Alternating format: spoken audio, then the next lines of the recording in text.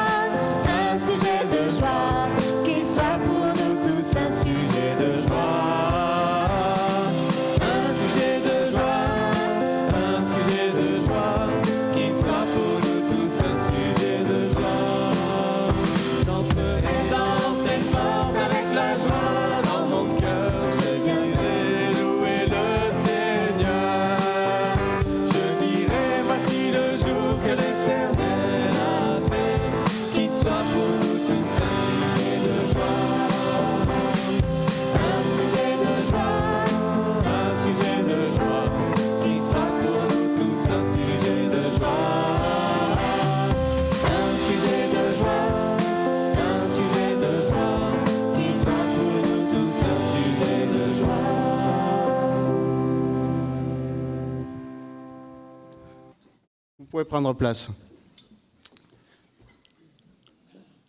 Alors, aujourd'hui, j'avais prévu qu'il y avait du soleil pour étayer ce que je voulais vous partager. Bon, je ne ferai jamais Miss Météo. Néanmoins, il y a quelques semaines, on a eu la chance d'avoir des temps magnifiques, du soleil, de la chaleur. On a pu profiter. Nous, par exemple, on est allé faire un petit tour sur la côte. C'était très, très, très agréable. Et quand j'étais sur la plage, je fermais les yeux. J'avais le soleil qui m'enveloppait, la chaleur du soleil qui commençait à venir. Je me disais, c'est quand même très, très chouette. C'est vraiment, c'est agréable, quoi. Voilà, on est quand même bien. On a de la chance. On a une belle région. On a tout ce qu'il faut. Et ça m'a fait penser aussi à notre chaleur interne qu'on peut avoir, notre lumière interne. On aurait pu appeler ça lumière, chaleur et chrétienté, par exemple.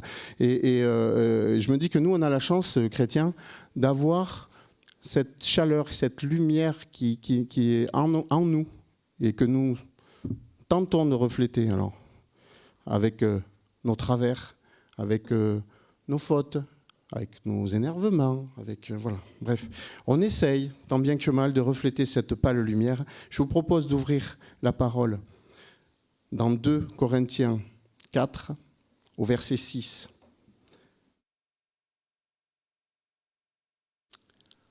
En effet, le Dieu qui a ordonné que la lumière brille du sein des ténèbres a aussi fait briller sa lumière dans notre cœur pour faire resplendir la connaissance de la gloire de Dieu dans la personne de Jésus-Christ.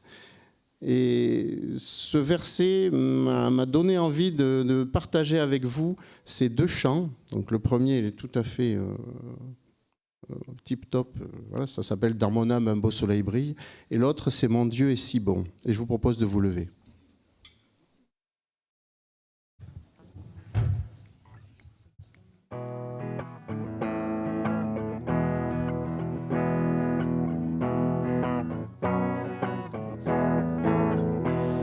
Dans mon âme, un beau soleil brille, horizon doux et joyeux, répand un éclat qui scintille, c'est le sourire de Dieu. Oh, quel beau soleil dans mon âme, il éclaire, illumine tout, à ses rayons mon cœur s'enflamme et je vais chantant partout. Mon cœur était plein de ténèbres, quand parut un jour nouveau. Au loin fuyait ombre funèbre devant un soleil si beau. Oh, quel beau soleil dans mon âme, il éclaire, illumine tout. À ses rayons mon cœur s'enflamme et je vais chantant partout. Oh, mon cœur éclate en louange, pour toi le soleil à lui. Je chanterai comme les anges, célébrant Dieu jour et nuit. Oh, quel beau soleil dans mon âme, il éclaire, illumine tout. À ses rayons mon cœur s'enflamme et je vais chantant partout.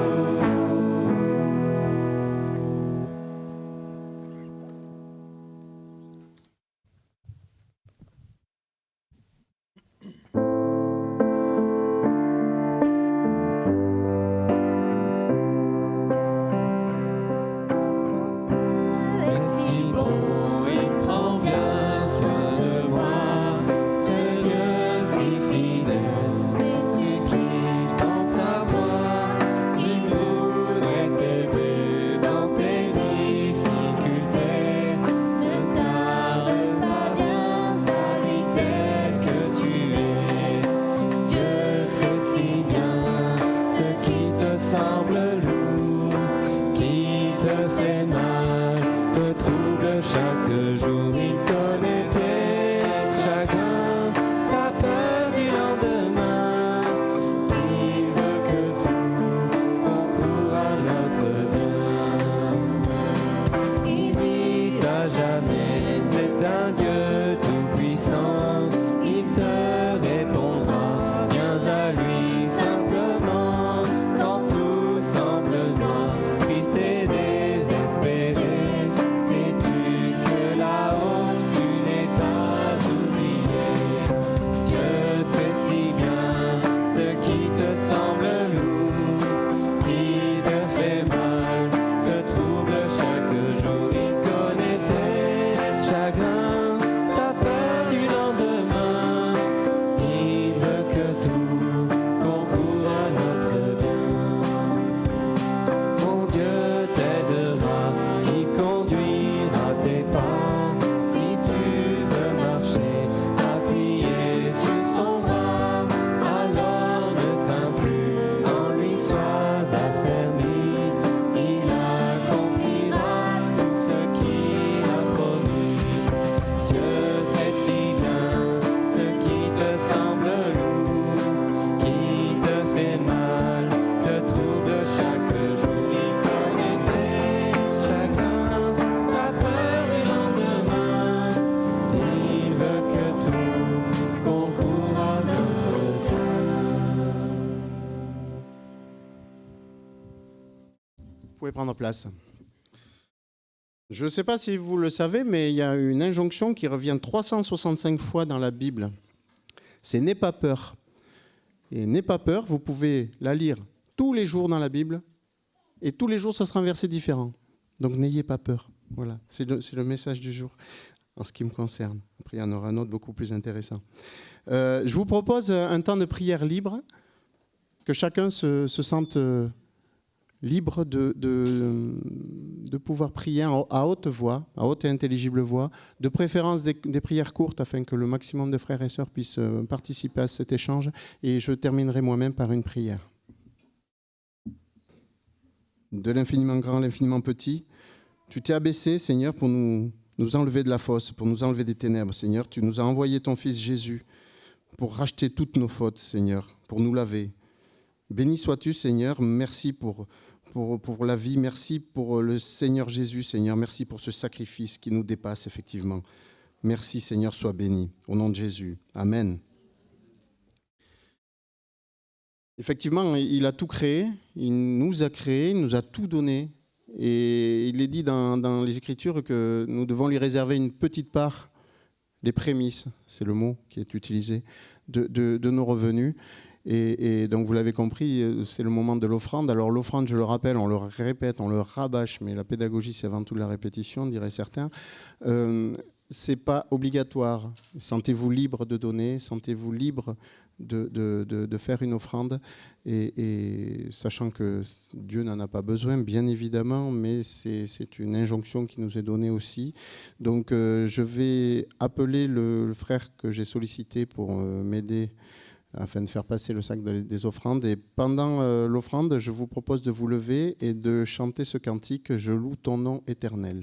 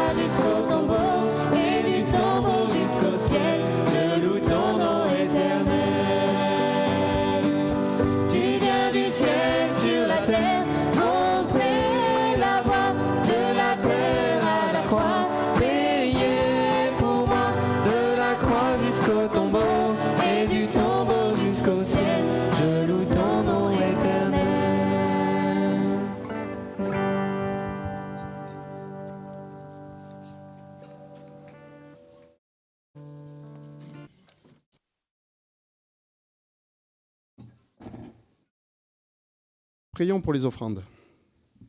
Oui, Seigneur, tu vois les offrandes que les frères et sœurs ont préparées pour toi ce matin, Seigneur.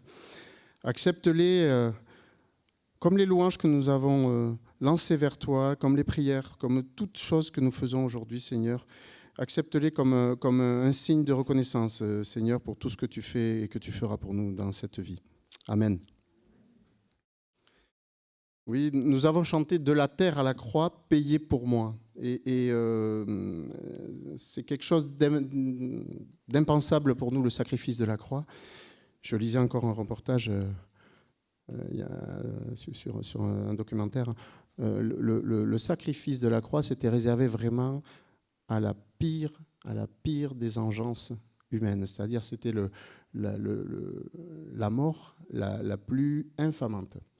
Elle était réservée à ceux qui faisaient de la sédition, ce qu'on appelle. Alors la sédition, c'est un mot compliqué pour certains, c'est ceux qui essayaient de faire soulever les peuples contre les Romains. Et donc c'est cet argument qui a été souvent utilisé contre les chrétiens dans les premiers temps. Et c'était vraiment terrible. Donc il y a des enfants, on va pas faire d'exégèse du sacrifice par crucifixion, mais c'était vraiment, je vous invite à vous documenter, c'était incroyablement humiliant, infamant et violent et brutal. Donc il fallait vraiment qu'on soit aimé pour pouvoir accepter ce sacrifice-là. Et je vous propose d'ouvrir la parole dans 2 versets différents. Le premier, c'est Éphésiens 1, verset 7. En lui, par son sang, nous sommes rachetés, pardonnés de nos fautes, conformément à la richesse de sa grâce. Et un petit peu plus loin, dans Hébreux 10, versets 19 et 20. Ainsi, frères et sœurs, nous avons, par le sang de Jésus, l'assurance d'un libre accès au sanctuaire. Cette route nouvelle et vivante, il l'a inaugurée pour nous au travers du voile, c'est-à-dire de son propre corps. Et je vous propose de rester assis pour chanter ce cantique qui me touche particulièrement, c'est « Homme de douleur », pour bien figurer la puissance du sacrifice et les douleurs qu'a pu endurer Jésus pour nous racheter.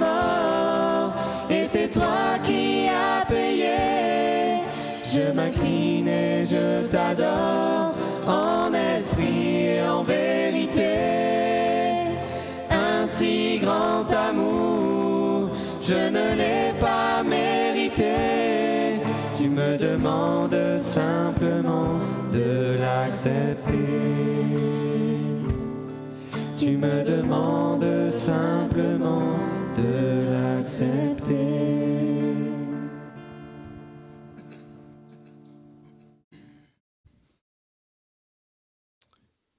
Jésus a institué la Sainte Seine pour que nous puissions nous souvenir de ce moment de douleur, de ce moment incroyablement intense de la crucifixion. Et c'est lui qui a voulu ça comme un souvenir, je l'ai dit, mais aussi comme un signe de victoire, car il a vaincu la mort. Et ça, il ne faut jamais l'oublier. Alors, pour pouvoir participer à la table du Seigneur, il y a très peu de conditions, mais il y en a une importante, c'est qu'il faut être né de nouveau, bien entendu, et en avoir publiquement témoigné en passant par les eaux du baptême. Il y a une petite condition annexe aussi, c'est qu'il faut s'examiner.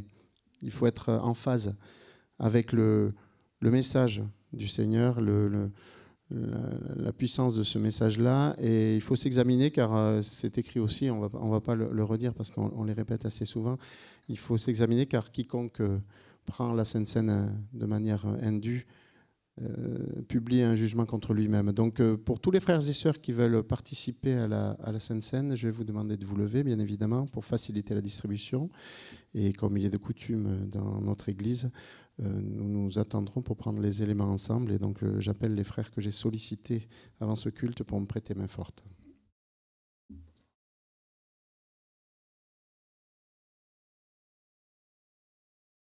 Merci Seigneur pour ton corps, Seigneur, que tu as donné. C'est vrai, nous l'avons chanté, ce grand amour que tu as manifesté par le don de ton corps, le don de ta vie. Nous ne l'avons pas mérité. Mais tu nous demandes simplement, oui, simplement de l'accepter. Accepter ce sacrifice d'amour, accepter ce sacrifice qui nous donne la vie, accepter ce sacrifice qui nous permet d'avoir le pardon, la grâce. Accepter cet amour qui est grand, qui est immense pour nous et qui dépasse toute réflexion, toute intelligence. Oui, tu nous demandes de l'accepter, Seigneur. Et nous te disons que nous l'acceptons. Nous l'acceptons et nous prenons ce pain, Seigneur, en souvenir de ce que tu as fait pour nous. Et nous témoignons ainsi du fait que nous acceptons, Seigneur, ce sacrifice si important pour nous. Au nom de Jésus. Amen.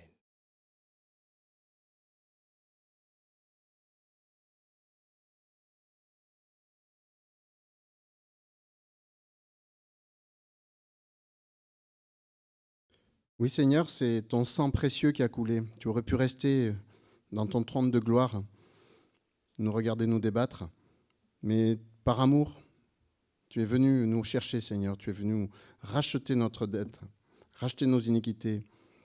Et c'est ton sang précieux qui a coulé sur la croix. C'est ton sang qui a fait que nous sommes maintenant purs devant toi et que nous pouvons nous appeler frères. Merci pour ce sacrifice, Seigneur. Merci pour le don de ta grâce, pour ton salut, Seigneur. Au nom de Jésus. Amen.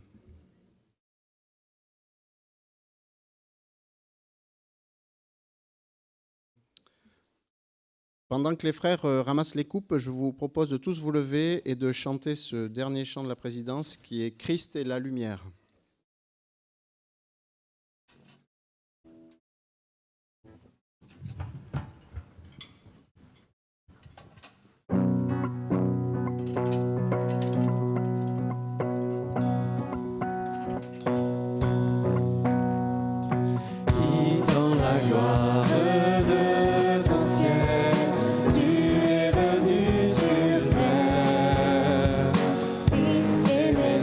Dieu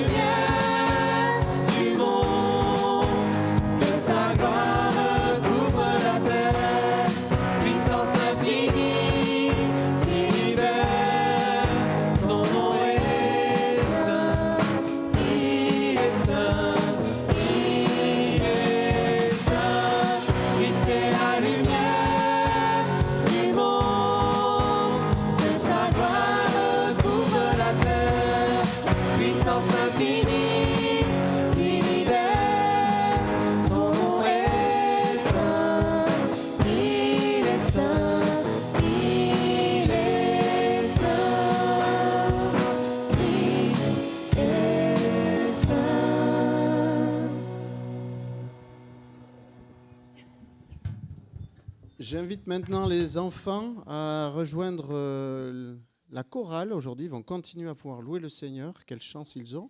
Mais nous, on n'est pas moins chanceux puisque on a un message de la part du Seigneur qui va nous être délivré par notre frère Alain. Donc, puissions-nous être attentifs et avoir le cœur ouvert, en plus des oreilles.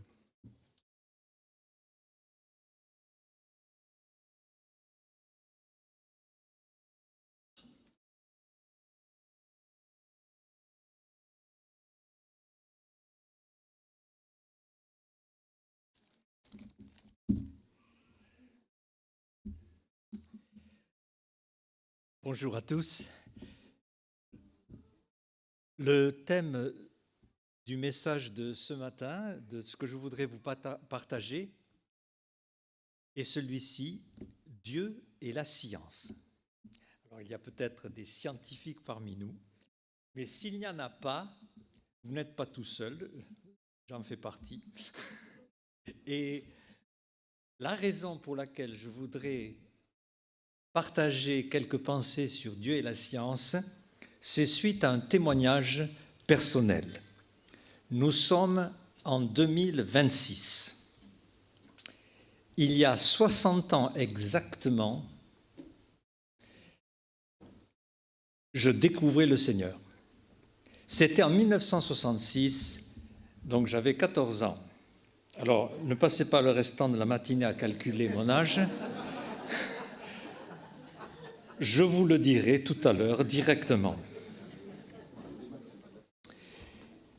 J'étais à ce moment-là passionné par le foot et nous jouons au ballon jusqu'à ce qu'on ne voit plus le ballon, c'est-à-dire jusqu'à ce qu'il fasse complètement nuit. Et un soir, j'étais étendu par terre et je regarde les étoiles. Et c'était quand même un grand spectacle. Il n'y avait pas toutes les lumières qui polluent aujourd'hui dans les villes. Et je me suis vraiment demandé, est-ce que c'est arrivé là par hasard ou est-ce que quelqu'un a créé ces choses?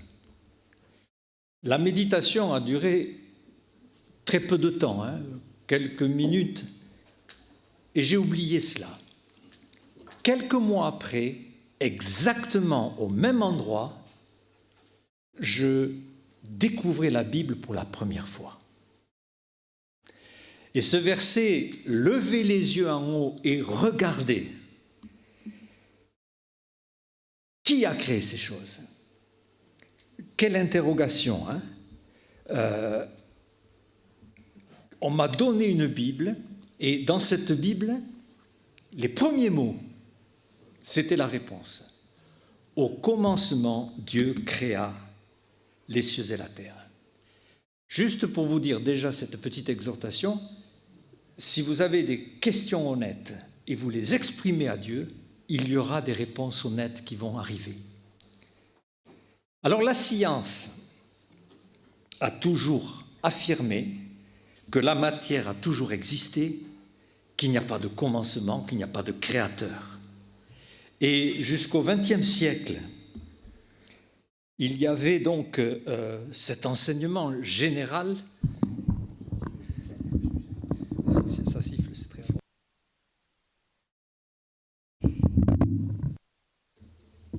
La matière a toujours existé, il n'y a pas de commencement. On évacue l'idée d'un créateur.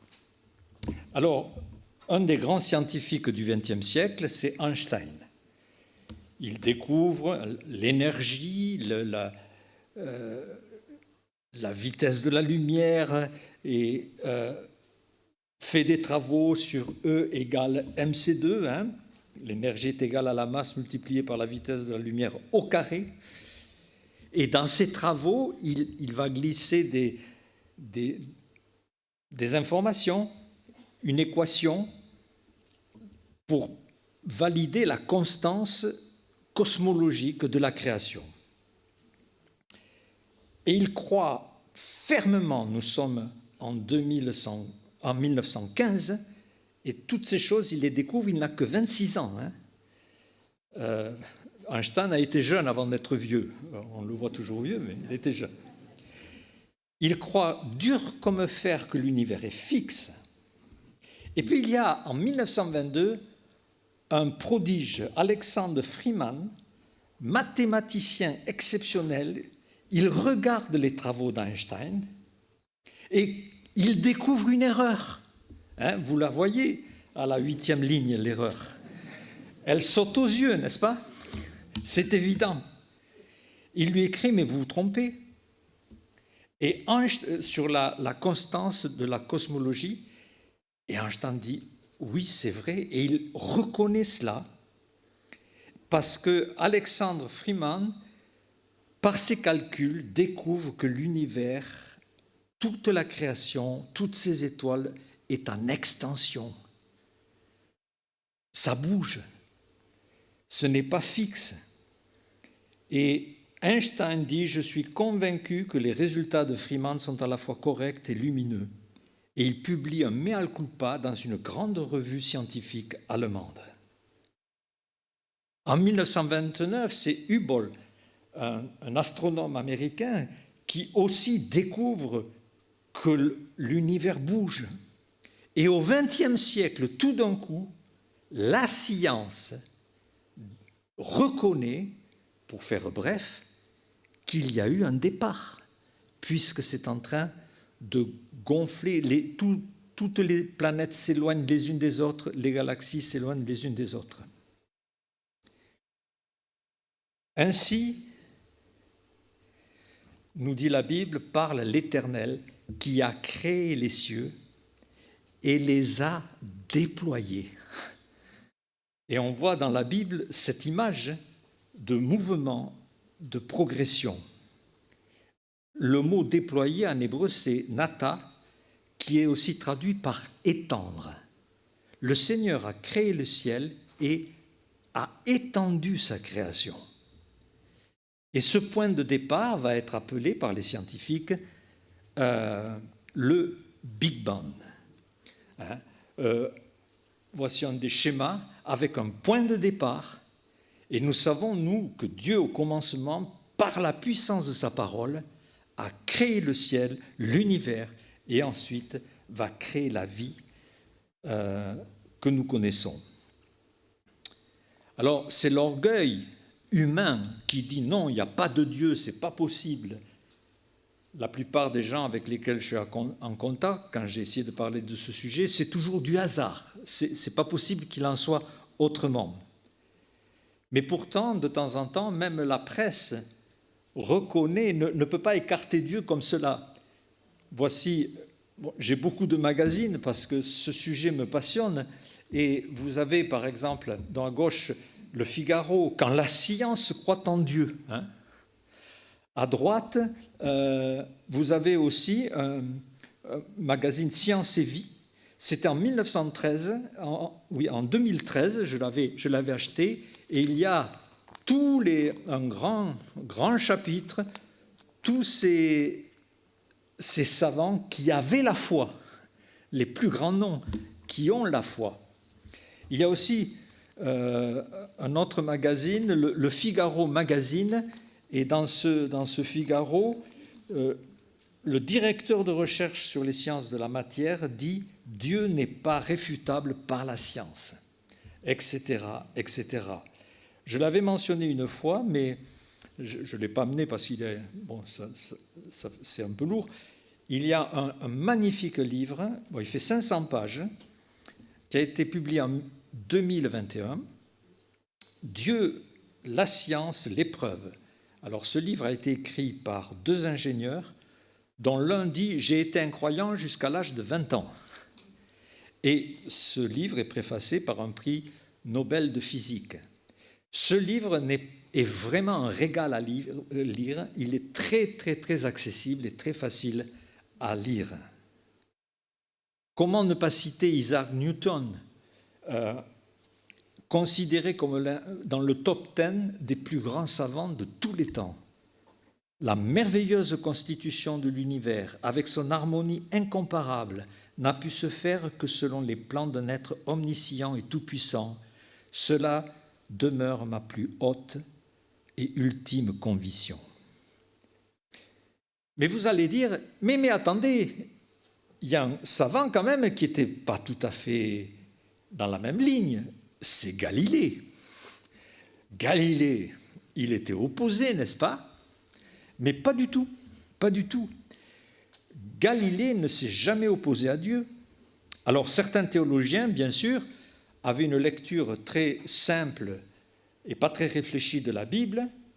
Puisqu'il est écrit « le soleil se lève et le soleil se couche », c'est lui qui tourne autour de nous. Donc nous, on est vraiment au centre parce qu'on est les personnages les plus importants de toute la création.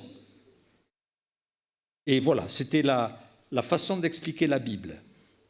Galilée arrive et affirme « non, nous tournons autour du soleil ». Vraiment une mésentente, un quiproquo sur la façon dont la Bible a été écrite. Car la Bible a été écrite avec le langage humain, avec les expressions humaines. Je prends un exemple, vous avez des passages, quand il est écrit, il parle des fleuves qui battent des mains, il parle des montagnes qui poussent des cris de joie. On ne peut pas prendre cela littéralement, c'est de la poésie. Il y a des livres poétiques dans la Bible. Nous-mêmes, est-ce qu'on n'utilise pas des expressions qu'on ne peut pas expliquer au premier degré, hein? J'ai un chat dans la gorge. C'est pas du tout le cas. Être dans la lune. Ou j'ai la tête qui tourne. Et je me souviens d'une fois, j'avais suivi une émission sur les enfants, un petit garçon et une petite fille. Alors, ils étaient à la maternelle et ils ne se quittaient pas. Donc, ils se tenaient la main, ils étaient là tous les deux, grands copains. Et l'animatrice voulait les taquiner un petit peu. Elle s'approche d'eux et elle dit « Mais, au garçon, que trouves-tu chez elle qui te plaît ?» Et le garçon répond « Mais je ne suis jamais allé chez elle. » Vous voyez comment on parle. Galilée est malmené par le clergé de l'époque, par certains qui se disaient théologiens, mais qui n'étaient pas finalement très bibliques que cela. Il était soutenu par un membre de la famille des Médicis qui s'appelait Christine de Lorraine, qui était à Florence, mais qui était née à Nancy. Donc on l'appelait Christine de Lorraine. Et il y a une grande correspondance de Galilée. Et il commence sa correspondance en citant le psaume 19. « Les cieux racontent la gloire de Dieu et l'étendue céleste annonce l'œuvre de ses mains. » Et il va ajouter ceci. La lecture donc de la nature, pour lui c'est un livre. La nature est un livre qui n'a pas simplement une fonction scientifique, mais bien aussi une fonction de contemplation de la gloire divine et invite à la louange. Donc pour Galilée, il y a un livre, le livre de la création, qui me permet de découvrir plein de choses sur Dieu et qui me pousse à la contemplation. Et puis, il dira, mais il y a un deuxième livre, le livre de la révélation.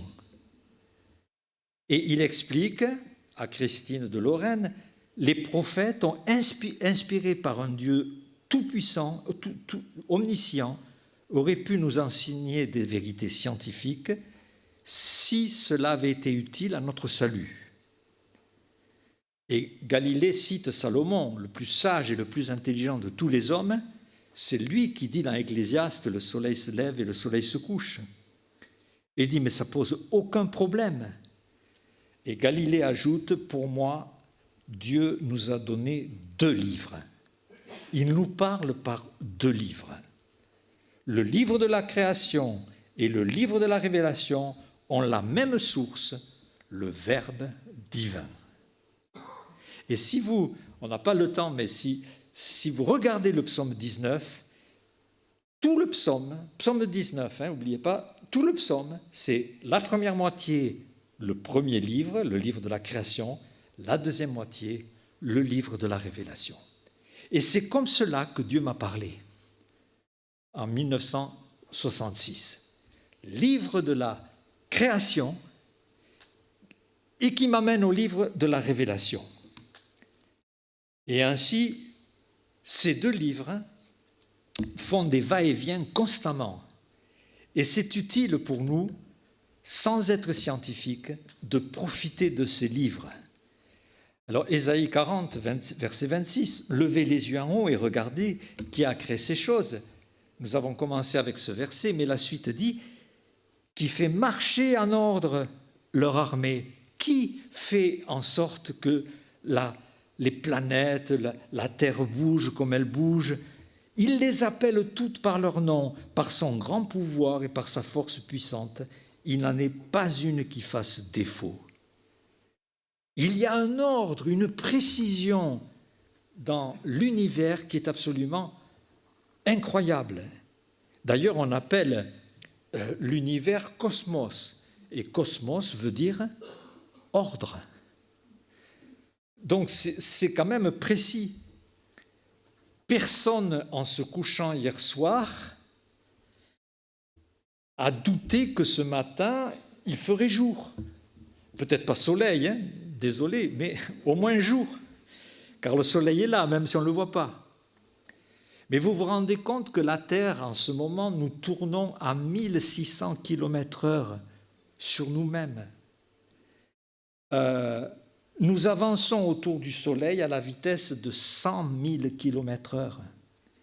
Ça va nous prendre 1 an pour faire tout le tour du Soleil. Mais nous voyageons à 100 000 km/h dans un vaisseau spatial. Et c'est tellement précis que nous savons que le 12 août, vous pouvez prendre la date, 12 août 2026, on va avoir une éclipse du Soleil totale. La Lune va cacher le Soleil totalement. Mais pourquoi on sait que c'est le 12 août? Parce qu'on sait que cette mécanique ne va pas se dérégler. Le rendez-vous est pris. Nous, on peut prendre des rendez-vous, mais on risque d'être en retard, en avance. D'ailleurs, toutes nos montres, toute la mécanique se calque sur la vitesse de la création. Et cette Terre qui est dans l'espace, eh bien, ne fait pas défaut. Elle est précise. Et Dieu nous dit, mais qui a fait ces choses-là? D'ailleurs, tous ces mouvements font penser au mouvement d'une horloge. Vous voyez, là, c'est très, très simple, c'est très rudimentaire. Et pourtant, il fallait un horloger pour la faire. Et Voltaire, dans les Kabbales, dit « L'univers m'embarrasse, je suis embarrassé ». Et il ajoute « Je ne puis songer que cette horloge n'est point d'horloger ». Le moindre petit changement, le moindre retard, on irait moins vite, la Terre tournerait plus vite, toute vie cesserait, ça serait impossible. Pensons au Soleil, l'énergie du Soleil, 100% de fusion nucléaire. Le Soleil brûle 600 millions de tonnes d'hydrogène par seconde. Alors quand il y a un incendie de cette taille, on se dit, mais comment ça se fait que le Soleil continue, siècle après siècle, des milliers d'années après des milliers d'années? Et c'est Lamartine qui a dit « Le jour où séparant la nuit à la lumière, l'Éternel te lança dans ta vaste carrière, l'éclat de tes rayons ne s'est point affaibli, et sous la main du temps, ton front n'a pas pâli. » Le livre de la création illustre ce qu'il y a dans le livre de la révélation. Dieu, ce qu'il fait, c'est du solide, c'est du stable. Et cela déjà nous donne une application. Il a fait les cieux et la terre, la mer et tout ce qui s'y trouve, donc livre de la création. Et le livre de la révélation nous dit, il garde sa fidélité à toujours. Et quand on associe les deux, on y trouve déjà un encouragement. Jérémie 31 nous parle, ainsi parle l'Éternel qui a fait le soleil pour éclairer le jour. Là, il parle des alliances avec son peuple. D'abord Israël, par qui il nous a laissé la Bible, et aujourd'hui par l'Église. Mais si ces choses venaient à disparaître, il suffirait que le soleil s'arrête de se lever pour nous, et bien alors ça veut dire que tous mes contrats avec les êtres humains, avec mon peuple, tous mes engagements, toutes mes alliances s'écrouleraient. Alors, c'est vrai pour Israël, c'est vrai pour l'alliance que nous avons, nous, dont on a exprimé par la distribution du pain et de la coupe toute sa réalité. Nous sommes sauvés par l'alliance en son sang. Mais il faudrait, pour que cette alliance s'arrête, que la création s'arrête de tourner. Ainsi parle l'Éternel, le Créateur des cieux, le seul qui a formé la terre. Il l'a faite pour l'affermir, il l'a créée pour qu'elle ne soit pas déserte. Et il l'a formée pour qu'elle soit habitée. Alors, c'est un détail, vous me direz, mais c'est quand même exceptionnellement miraculeux que la vie puisse être sur terre. Nous sommes dans une zone habitable. Et la Bible parle de... Il étend les cieux comme une étoffe légère. Et on peut voir par certaines photos que toute la vie est possible juste grâce à l'étoffe légère qui est l'atmosphère. Au-delà dans l'espace, la vie est impossible en raison des radiations qui sont énormes. Nous sommes placés en plus par rapport au Soleil à 150 millions de kilomètres, pas trop près pour ne pas cramer, pas plus loin pour ne pas geler. Tout est fait pour que les choses se passent bien. En plus, cette atmosphère est composée de 78% d'azote, 20% d'oxygène. Il n'y a que 20% d'oxygène. Il y en aurait plus, il n'y aurait que des explosions. Encore quelque chose de précis. Regardez les yeux, levez les yeux, regardez. Alors une autre chose qui nous fait, quand on regarde l'univers, c'est immense. C'est vraiment, vraiment, vraiment grand. Le système solaire, donc déjà nous avons la Lune à 380 000 km, le Soleil à 150 millions, le bout de notre système solaire c'est 4 à 5 milliards, mais notre système solaire est perdu dans des milliards d'autres systèmes solaires de notre galaxie. Ceci représente notre galaxie. Ce n'est pas la nôtre, parce que pour prendre la photo, il faudrait être à l'extérieur, ce qui est impossible. Mais c'est une galaxie semblable à la nôtre. Et là, nous sommes là. Alors là, je parle de tout notre système solaire, absolument invisible. De plus, c'est tellement immense que même notre galaxie, on découvre qu'il y a plein d'autres galaxies. On les prend en photo. Par milliards d'autres galaxies. Ça, c'est le livre de la création. Quand je l'ouvre, je vois ça. Sans être scientifique, je peux tout d'un coup recevoir cette information. Mais avec cette information, ce que nous pouvons faire, c'est regarder le livre de la Révélation et comment les deux vont se compléter. Il ne nous traite pas selon nos péchés, il ne nous punit pas selon nos iniquités, mais autant les cieux sont élevés au-dessus de la terre. Maintenant, on comprend un peu mieux ce que ça veut dire. Autant sa bonté est grande pour ceux qui le craignent. Et quand on essaie de méditer sur ces deux ensemble, c'est quand même fort. Jérémie 31, 37, ainsi parle l'Éternel, si les cieux peuvent être mesurés, si les fondements de la terre en bas peuvent être sondés, alors je rejetterai, et là c'était à l'époque donc du peuple d'Israël qui faisait beaucoup d'infidélité, Eh bien, les prophètes étaient là pour dire, eh bien, le jour où on mesurera l'univers, alors je rejetterai ceux que j'ai aimés à cause de tout ce qu'ils ont fait. Et quel encouragement pour celui qui pêche, même aujourd'hui, et qui est peut-être dans la honte.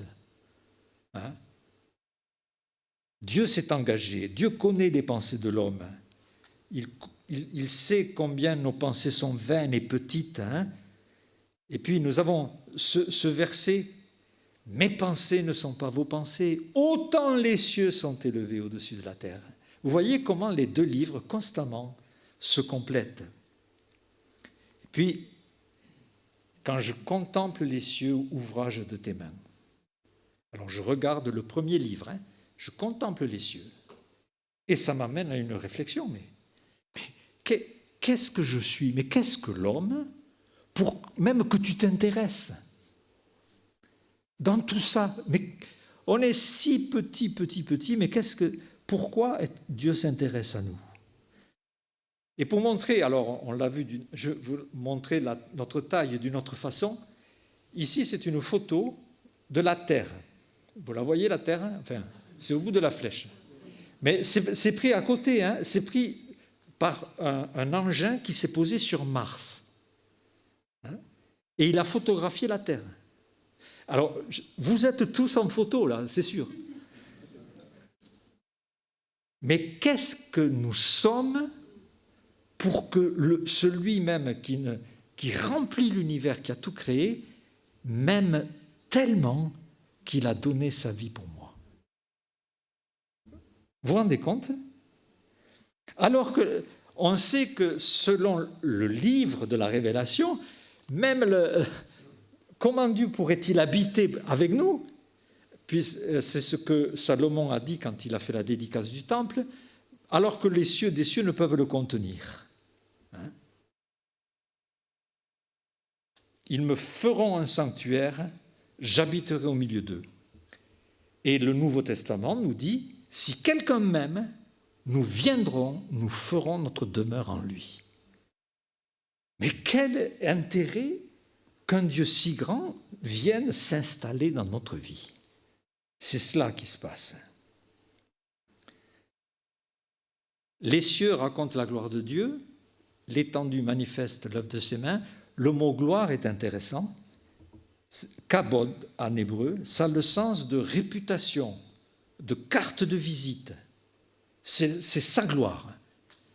Le livre de la création, ce qu'on peut appeler la science, mais l'observation de la création, c'est sa gloire. Dans le monde artistique, les sculpteurs, les compositeurs, les écrivains, leur gloire dépend de ce qu'ils ont fait. Quand vous êtes malade, que faites-vous quand vous avez cherché un spécialiste? La première question qui vient, est-ce que c'est le meilleur? Est-ce qu'il est bon? Quelle est sa réputation? Autrement dit, quelle est sa gloire? Quelle est sa gloire? Ainsi parle l'Éternel, ton Rédempteur, celui qui t'a formé. Moi, l'Éternel, j'ai fait toutes ces choses. Seul, j'ai déployé les cieux. Seul, j'ai étendu la terre. Je suis unique parce que personne n'a fait ce que j'ai fait. Alors, nous, j'allais dire familièrement, bêtement, attachés à des choses que nous créons, au lieu de profiter de celui qui nous a créés.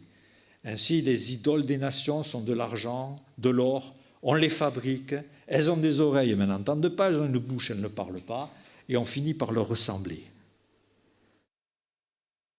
Alors c'est vrai, une idole, je la vois, mais elle ne fait rien. Dieu, je ne le vois pas, mais vous me direz, mais pourquoi je ne le vois pas? La Bible nous dit, le monde a été formé par la parole de Dieu, et donc, en sorte que ce que l'on voit n'a pas été fait de choses visibles. Et la science découvre que l'invisible est très très fort.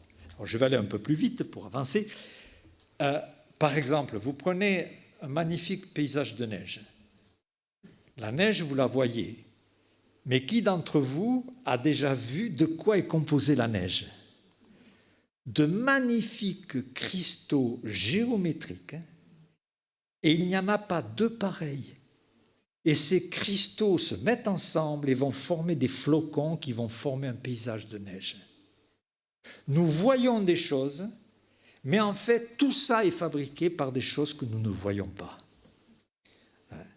L'exemple le plus magnifique, c'est vous. Au départ, c'était une cellule, puis deux. Alors la cellule humaine, c'est 1000 fois plus petit qu'1 millimètre. Alors, vous voyez 1 millimètre, on a tous eu des règles, 1 millimètre. Mais vous divisez ça par 1000. Vous avez une cellule.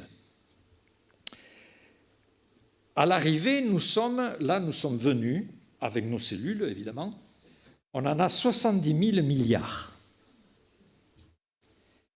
Dans chaque cellule, il y a un noyau, et là, vous n'allez pas être perdu, parce que ce sont des mots que vous avez entendus, mais là, vous allez les avoir dans leur contexte. Dans la cellule, il y a un noyau, et dans ce noyau, qui est encore plus petit, il y a 23 paires de chromosomes. Et dans chaque chromosome, on découvre qu'il y a donc des combinaisons chimiques qu'on appelle l'ADN. Et l'ADN contient toutes les informations qui font que les cellules vont s'associer. Alors, avec leur code, les ADN qui se mettent ensemble, disent tiens, nous allons devenir de la peau, d'autres vont devenir des os, d'autres du cerveau, des yeux, etc., etc. Vous vous rendez compte? Au départ, il n'y a que quatre codes chimiques de base. C'est la combinaison de 4 codes différents qui se multiplient et qui créent un être humain. Comme par exemple avec 12 notes de musique, on fait toutes les mélodies, toutes les symphonies du monde. C'est infini, avec 12. Et Dieu se sert de 4. Dans l'informatique, on n'utilise que 2 chiffres pour transmettre les messages, le 0 et le 1. Mais la combinaison fait que ça peut être infini. Tout est fait de l'invisible, à partir de l'invisible. Et Dieu a fixé par l'ADN un programme. C'est un programme pour amener à la vie qui vous êtes et ce que vous êtes. Et les cellules ne sont pas toutes identiques, bien sûr, et celui qui a découvert cela s'appelle Francis Crick en 1962. Il a reçu le prix de Nobel de médecine. Francis Crick, qui a découvert donc le principe de l'ADN, est un athée affirmé. Mais voilà ce qu'il écrit. Un honnête homme, armé de tout le savoir à notre portée aujourd'hui, se devrait d'affirmer que l'origine de la vie paraît actuellement tenir du miracle, tant il y a de conditions à réunir pour la mettre en œuvre. Même un scientifique athée parle de miracle quand il arrive dans l'invisible et le cœur des choses. Le psaume 139, c'est toi qui as formé mes reins, qui m'as tissé dans le sein de la terre, de ma mère. Je te loue de ce que je suis une créature si merveilleuse. Et aujourd'hui, le fait d'exister doit nous amener vraiment à dire, mais Seigneur, tu as voulu que j'existe, tu m'as tissé. Tu m'as tissé. Et mon âme doit le reconnaître. Mais vous direz, vous avez oublié quelqu'un. Et Darwin. Et Darwin, alors, on le laisse de côté ou pas? Je vous donne 2 citations de Darwin. Il est impossible de croire que cet univers immense et merveilleux est le résultat d'un hasard aveugle. Voilà ce qu'il a écrit. Et d'ailleurs, quand il a étudié l'œil, le principe de l'œil, bon, je ne vais pas détailler, mais en conclusion, il dit ceci. L'idée que la sélection naturelle, car c'est son thème fort, ait produit l'œil, me paraît, je l'avoue, sans détour, totalement absurde. Alors pourquoi l'œil et pas le reste? Enfin, vous voyez, donc, nous avons 2 livres qui affirment qui est notre Dieu. Hein?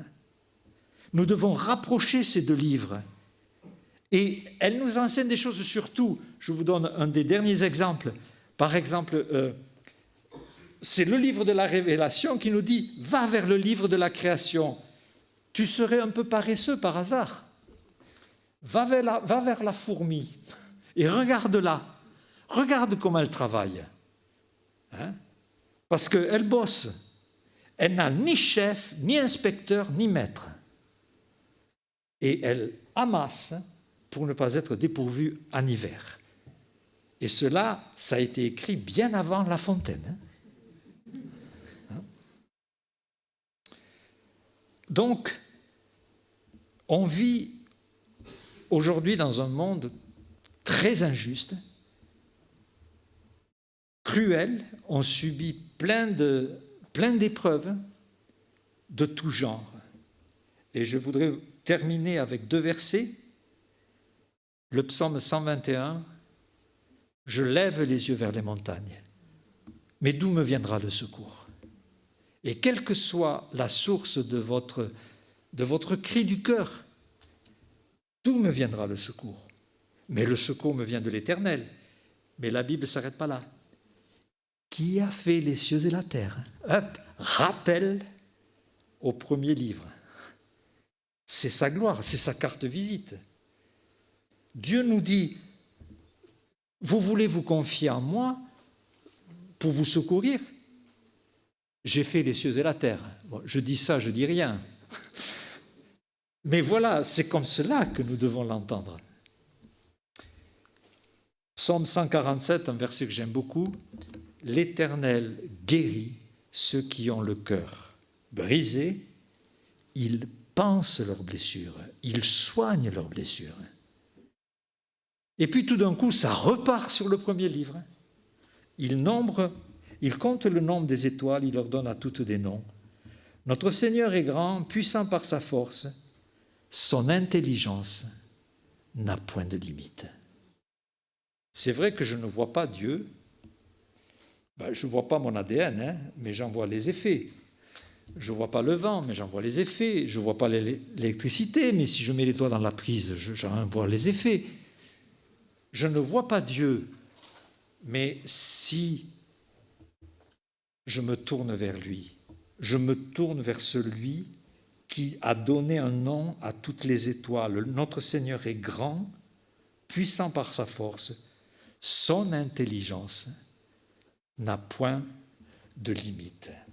Son intelligence n'a point de limite. Et vraiment, l'exhortation, c'est ayons confiance dans ce grand Dieu qui est puissant, qui est là, qui nous aime, qui nous a créés et qui est venu nous racheter. Alors cette année, puisque c'est 60 ans après ma conversion, j'ai eu à cœur de faire un album. Et pour ceux qui ne peuvent pas l'écouter autrement, c'est sur un CD, un chant sur l'horloger que je voudrais vous partager maintenant.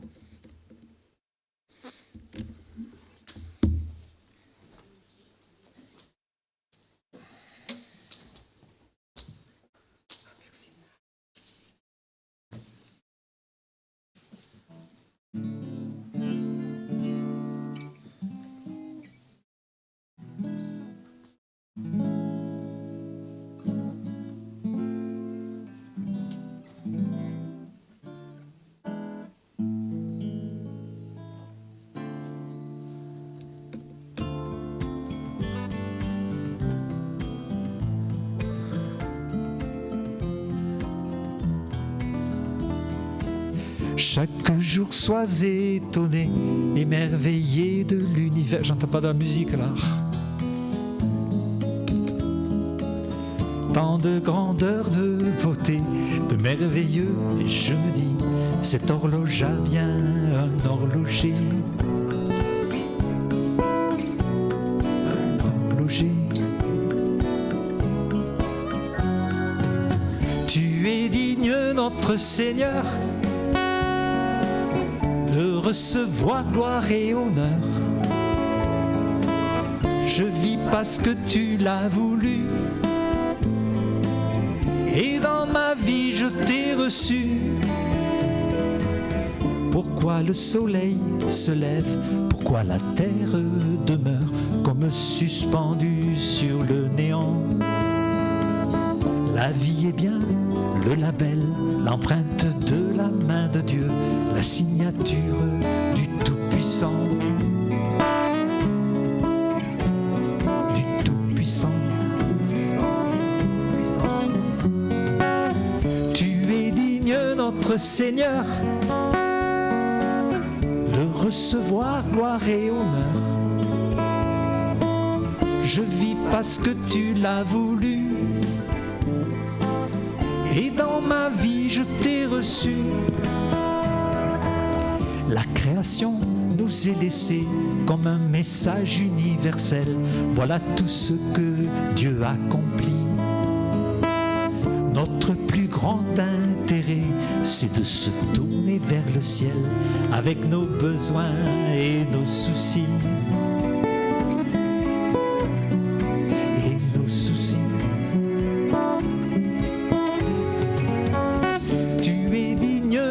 Seigneur, de recevoir et honneur. Je vis parce que tu l'as voulu. Et dans ma vie je t'ai reçu.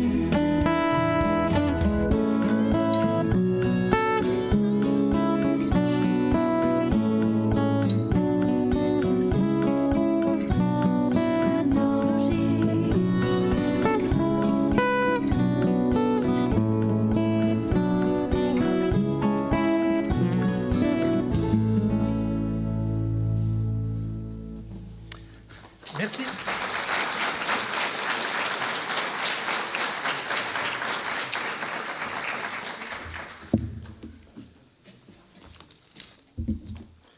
Merci beaucoup Alain pour ce message qui m'a particulièrement touché à titre personnel.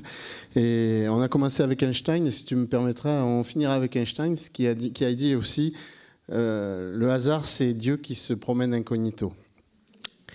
Il y a beaucoup de questions. On fera une interro écrite la semaine prochaine pour voir s'il y en a qui ont bien tout compris. C'est la fin de la diffusion sur Internet, de l'enregistrement. Donc merci à ceux qui nous auront suivis. Et on va passer maintenant aux annonces.